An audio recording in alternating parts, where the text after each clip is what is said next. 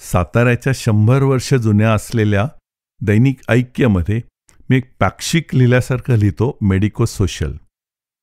हेच लेख मीच स्वतः अभिवाचन करून तुमच्यासमोर आणावेत अशी एक संकल्पना आली. कारण वाचताना कदाचित ती एक वेगळी लय आणि लेखकाला काय म्हणायचं आहे हे कदाचित पोचण्याची शक्यता जास्त असते, म्हणून हा प्रपंच.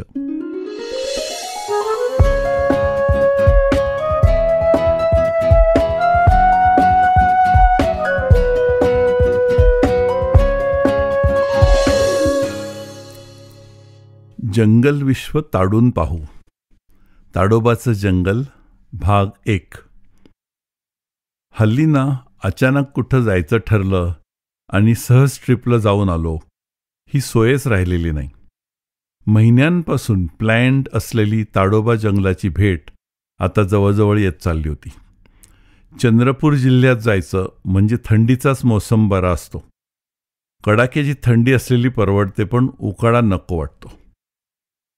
आयुष्यात व्यस्तता इतकी आली आहे की भल्या पहाटे उठून विमानातून प्रवास सुरू करून 2-3 तास झाले तरी आपण सुट्टीवर आहोत याचा फीलच येत नाही.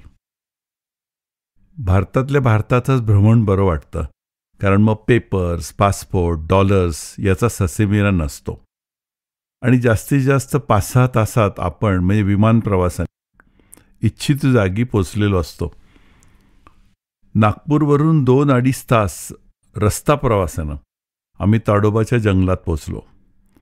फक्त 4 मित्र, 4 दशकं मुरलेली मैत्री, सर्व विषय बोलून झालेले, सगळ्यांचं सगळं सगळ्यांना माहीत, निखळ सहवास, न कोणाचं देणं घेणं, फक्त एकत्र असणं. जंगलाच्या कुशीत असलेलं तंबूवजा रिसॉर्ट, एकही झाडझुडूप न तोडलेलं. परदेशी पाहुणे येत असल्यानं त्यांना दिलं जसं तसं स्वागत आणि तशाच सूचना. ओवाळणं, माळा घालणं, टीका लावणं याचं आपल्या भारतीयांना काय अप्रूप. पण असो, नशीब तुतारी वगैरे नव्हती. जंगलाची शांतता भंग वगैरे झाली असती. परदेशी लोकांना बसवून बौद्धिक घ्यावं लागतं. छोट्या छोट्या गोष्टी तपशीलवार सांगून तेच परत त्यांच्या मोबाईलवर पाठवावं लागतं. घोड्यावर स्वार व्हा असं सांगून चालत नाही, त्यांना घोड्याच्या पाठीवर स्वार व्हा असं सांगायला लागतं. हॉर्स रायडिंग चालत नाही, हॉर्स बॅक रायडिंग लागतं म्हणे. भारतीय माणूस मात्र आवरा सूचना लवकर, आम्हाला टेंटमध्ये जाऊ देत, कांदा बारीक काटकीवर खारा दाणा भेज दो यावरच भिरभिरत असतो. व्यवस्था मात्र चोख. कमीत कमी 4 स्टार दर्जाचे तंबू किंवा टेंट्स, जमिनीपासून 3 फूट वर उचललेले असल्यामुळे सरपटणाऱ्या मित्रांपासून थोडा तरी दिलासा मनात तरी वाटतो. छोट्या छोट्या सुविधा पण सर्व उपलब्ध. खिडकीतून बाहेर जंगलच दिसतं आहे. त्यात एक स्प्लॅश पूल म्हणजे डुंबायला आणि एकमेकांच्या अंगावर पाणी स्प्लॅश करायला स्वच्छ पाण्याचं एक पूल. पूलमधलं अतिथंड पाणी आणि दिवसा उजेडी मिळणारा कमी वेळ यामुळे त्या स्प्लॅश पूलचे मी फक्त फोटोज काढले.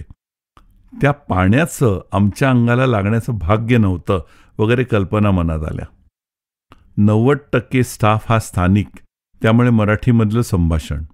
आमची पुणेरी भाषा, त्यांची नागपुरी, इंदोरी, आदिवासी आणि सांकेतिक मराठी. पण काही अडचण आली नाही. जय महाराष्ट्र.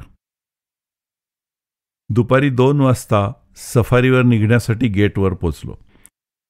तिथे पोहोचेपर्यंतच्या 3-4 किलोमीटरनीच हाडं खिळखिळं झाली.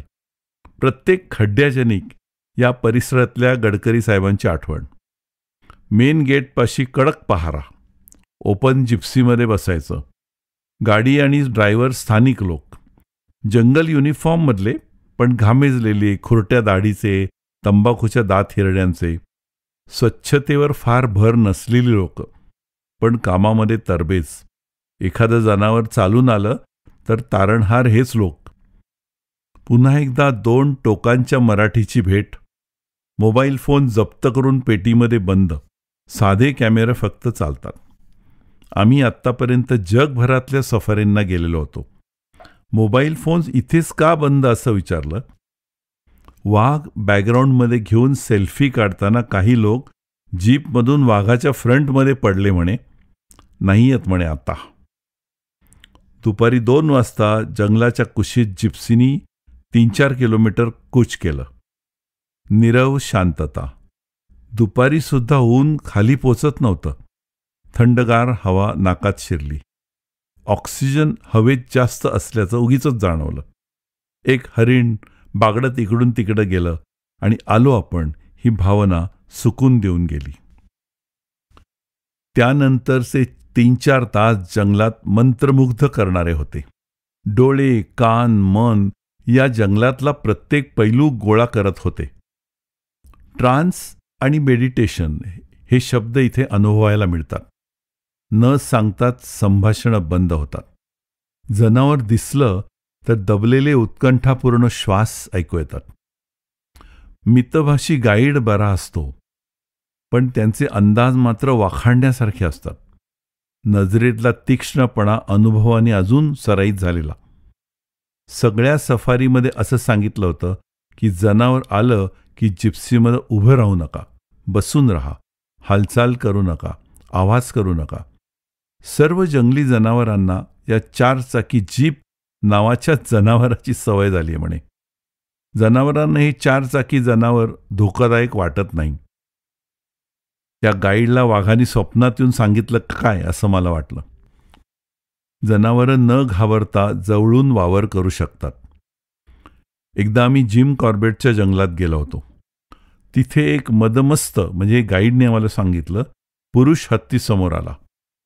त्याला आमच्या जीपमधलं कोणीतरी आवडलं नसावं.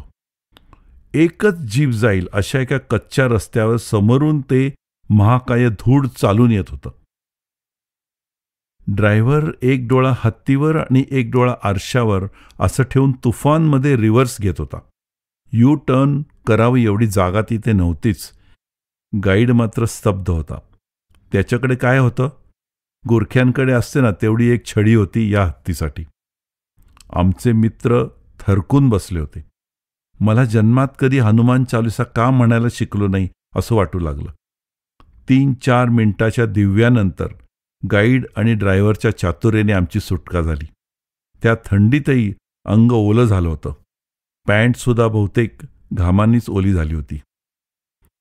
साऊथ आफ्रिकेच्या जंगलामध्ये सफारी किंवा जीप एखाद्या डोंगर माथ्यावर थांबायची. तिथं नाश्ता दिला जायचा. तेवढाच वेळ जीपमधनं खाली उतरायला परवानगी असायची. गाईड उतरून पहिल्यांदा त्याची रायफल बाहेर काढून ठेवायचा. जीपच्या बॉनेटवर कव्हर टाकलं जायचं आणि त्यावर सूर्यास्ताला शोभेल असा खाण्यापिण्याचा नाश्ता सागरसंगीत मांडला जायचा. तितका ताडोबाचा आवाका नाही, पण खरं तर ओके टॉयलेट आणि टेबलावर चक्क ताडपत्री वगैरेचं कव्हर असायचं. आषाढभूत वानरांना खाऊ न घालण्याची शिस्त सगळे पाळतात. नाहीतर हे नैसर्गिक जंगलातलं अन्न सोडून तिथेच लेहचे वेफर्स खायला येऊ लागतात म्हणे. ताडोबाच्या जंगलात आज हरणं, माकडं, सांबार, मोर हे पाहता पाहता जिप्सी एका छोट्या तलावापाशी थांबली. इथे वाघ येतात पाणी प्यायला, मागे झोपला असेल असं गाईड म्हणत होता. 4 जिप्सी उभ्या होत्या. दबकी आवाज. पाण्याच्या बाटल्या उघडल्याचा सुद्धा आवाज ऐकू येत होता. भिरभिरणारे आषाढभूत डोळे. एक टेन्स ठहराव वातावरणामध्ये. 10 मिनिटं 15 मिनिटं काही नाही. चुळबुळ सुरू. आमचा गाईड त्याच्या अनुभवाने दिसत नसतानाही तो तिथे मागे झोपलेला आहे. बाकी गाड्या कंटाळल्या. चलो चलो म्हणून निघाल्या. त्यांच्या वाहनांचे आवाज जिरतायत. तेवढ्यात गाईडचा सराईत दबका आवाज. टायगर. माझ्या यूट्यूब चॅनलवरती हे सगळे पॉडकास्ट दर शुक्रवारी अपलोड होत असतात. आपण हे चॅनल सबस्क्राईब करा. जिथे आवडेल तिथे लाईक करा आणि जिथे पाहिजे ते कमेंट करा. या तुमच्या सहभागामुळे आम्हाला चॅनल जास्तीत जास्त बरं करण्याची एक संधी मिळत राहील.